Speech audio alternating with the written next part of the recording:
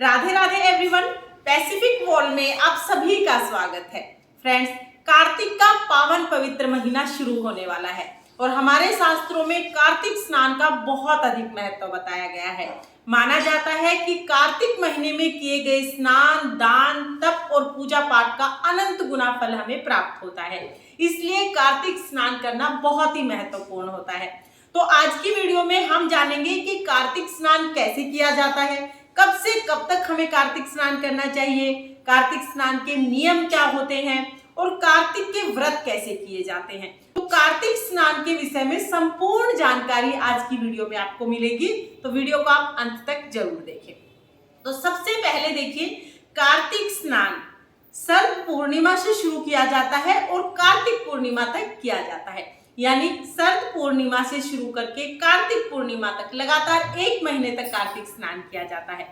कार्तिक स्नान करने के 5 नियम होते हैं।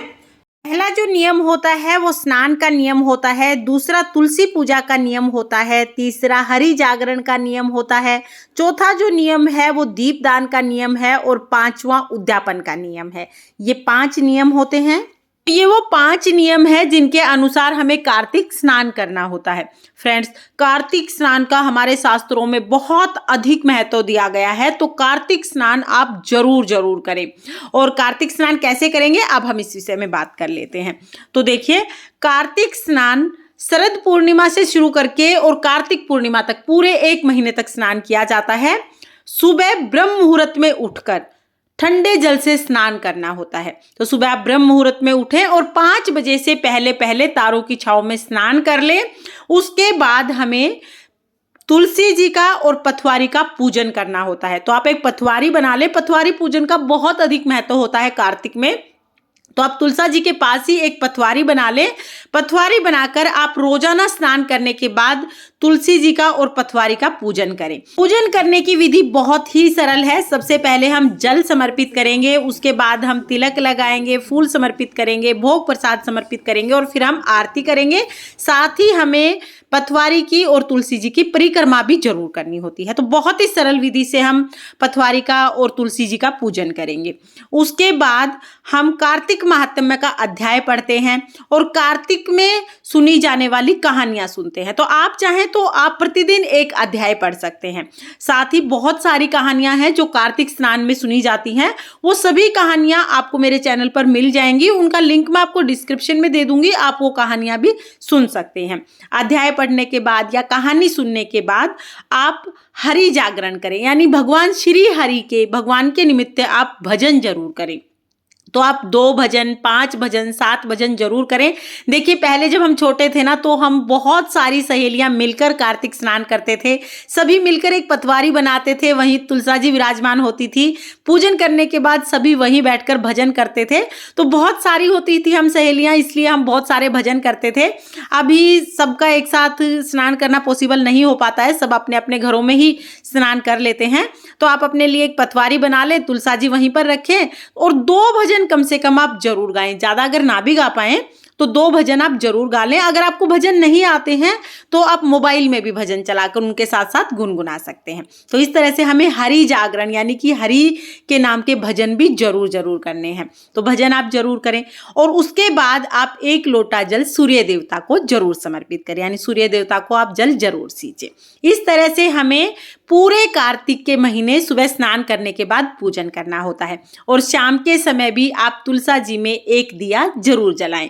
तो तुलसा जी में आपको सुबह भी दिया जलाना है और शाम को भी आपको तुलसा जी में दिया जरूर जलाना है। तो इस तरह से कार्तिक महीने में पूजन किया जाता है और स्नान किया जाता है। इसके साथ ही देखिए, अब हम बात करते हैं कि कार्तिक महीने के व्रत कैसे किए जाते हैं।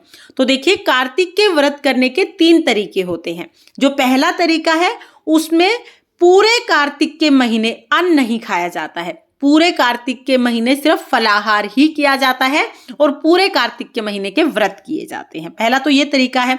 दूसरा जो तरीका है उसमें पूरे कार्तिक के महीने एक समय अन्न का सेवन किया जाता है, यानी पूरा दिन आप फलाहार तो कर सकते हैं, जूस, चाय, दूध वगैरह ले सकते हैं, लेकिन जो अन्न है वो एक टाइम पर ही खाया जाता है।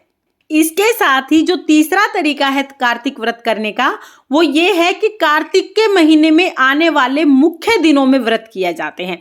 जैसे कार्तिक में जो एकादशी आती है उस दिन व्रत कर लिया जाता है। इसके साथ ही गो अष्टमी का व्रत कर सकते हैं, आंवला नवमी का व्रत कर सकते हैं, पूर्णिमा का व्रत कर सकते हैं। जो कार्तिक में जो मुख्य दिन पड़ते हैं उस दिन व्रत कर लिया जाता है। तो इस तरह से कार्तिक महीने में व्रत किए जाते हैं। फ्रेंड्स, कार्तिक के महीने में दान का बहुत अधिक महत्व होता है। वैसे तो देखिए, अन्न का दान सबसे बड़ा दान माना जाता है, क्योंकि अन्न जो होता है वो मनुष्य जीवन का आधार होता है। तो कार्तिक के महीने में आप अन्न का दान जरूर करें। इसके साथ साथ कार्तिक के महीने में दीपदान आप जरूर करें, क्योंकि शास्त्रों की मान्यता है कि भगवान विष्णु ने कुबेर महाराज को ये आदेश दिया था कि जो भी लोग कार्तिक के महीने में दीपदान करेंगे उनको धन वैभव की कमी कभी नहीं होनी चाहिए। तो आप कार्तिक के महीने में दीपदान जरूर करें। तुलसा जी में दिया जलाएं, आप भगवान विष्णु के मंदिर में दिया जला के आ सकते हैं, आंवले में दिया जला सकते हैं। इसके साथ ही आप पीपल में, पथवारी में, केले के पेड़ में दिया जला सकते हैं। और इस तरह से आप दीपदान जरूर करें। अगर आप भगवान विष्णु के मंदिर में नहीं जा सकते तो घर में ही जो आपका मंदिर है उसमें भगवान विष्णु के सामने आप दीपदान जरूर कर सकते हैं। तो इस तरह से हमें पूरे कार्तिक के महीने स्नान करना है और पूजन करना है। उसके बाद जब कार्तिक का महीना पूरा हो जाएगा, कार्तिक पूर्णिमा के दिन कार्तिक माह का उद्यापन किया जाता है। यानी जो आप कार्तिक स्नान कर रहे हैं या जो कार्तिक व्रत कर रहे हैं उसका आपको उद्यापन करना होता है। उद्यापन के बिना कोई भी व्रत या कोई भी संकल्प पूर्ण नहीं होता है। तो उद्यापन आप जरूर करेंगे। उद्यापन करने के लिए कम से कम एक पंडित और पंडिताइन के जोड़े को घर पर बुलाकर भोजन कराएं, उन्हें वस्त्र और दक्षिणा दें, पैर छूकर उनका आशीर्वाद लें। इस तरह से कम एक जोड़े को आपको भोजन जरूर कराना है। और अगर आप किसी को घर पर नहीं बुला सकते हैं या पंडित पंडिताइन घर पर आने के लिए तैयार नहीं है, तो आप उनका भोजन, वस्त्र और उनकी दक्षिणा उनके घर पर भी पहुंचा सकते हैं, या विष्णु भगवान के मंदिर में जो पंडित पंडिताइन है उनको भी जाके विष्णु भगवान के मंदिर में आप ये दान दे के आ सकते हैं। इस तरह से हम कार्तिक स्नान का उद्यापन करते हैं। फ्रेंड्स, ये वो सभी कार्य मैंने आपको बताए जो हमें कार्तिक माह में करने चाहिए। इसके साथ ही अब हम बात कर लेते हैं कि कौन से वो कार्य हैं जो हमें कार्तिक के महीने में नहीं करने चाहिए। कार्तिक के महीने में क्या क्या चीजें निषेध हैं, अब हम उसके बारे में बात करते हैं। तो देखिए, सबसे पहले तो कार्तिक के महीने में दलहन चीजों का सेवन नहीं करना चाहिए, यानी दाल का सेवन नहीं करना चाहिए। जैसे चने की दाल हो गई, मटर हो गई, जो चीजें दो टुकड़ों में विभाजित हो जाती हैं, दलहन जिन्हें बोलते हैं, उनका सेवन हमें कार्तिक के महीने में नहीं करना चाहिए। दूसरा, कार्तिक के महीने में शरीर पर तेल की मालिश नहीं करनी चाहिए। तो कार्तिक के महीने में आप तेल की मालिश ना करें अपने शरीर पर। इसके साथ ही कार्तिक के महीने में प्याज लहसुन का सेवन नहीं करना चाहिए, मांस मदिरा शराब आदि का सेवन नहीं करना चाहिए। पूरे कार्तिक के महीने में लड़ाई झगड़ा नहीं करना चाहिए, किसी की निंदा नहीं करनी चाहिए। तो ये कुछ ऐसे कार्य हैं जो हमें कार्तिक के महीने में नहीं करने चाहिए। इसके साथ ही मान्यता है कि कार्तिक स्नान के दौरान हमें जमीन पर सोना चाहिए, बेड या चारपाई वगैरह पर नहीं सोना चाहिए। लेकिन आज की जो लाइफस्टाइल है उसके अनुसार जमीन पर सोना सभी के लिए पॉसिबल नहीं हो पाता है। तो अगर आप जमीन पर ना भी सोएं तो आप बेड या चारपाई वगैरह पर सो सकते हैं, लेकिन आप अपने बिस्तर अलग रखिए। बिस्तरों को दूसरे के बिस्तर में आप हो सके तो शामिल ना करें, अलग ही अपने बिस्तर रखें। शास्त्रों के अनुसार जो मनुष्य कार्तिक स्नान करते हैं उनके सभी प्रकार के पाप नष्ट हो जाते हैं, सभी पापों से उन्हें मुक्ति मिल जाती है। तो कार्तिक स्नान आप जरूर करें।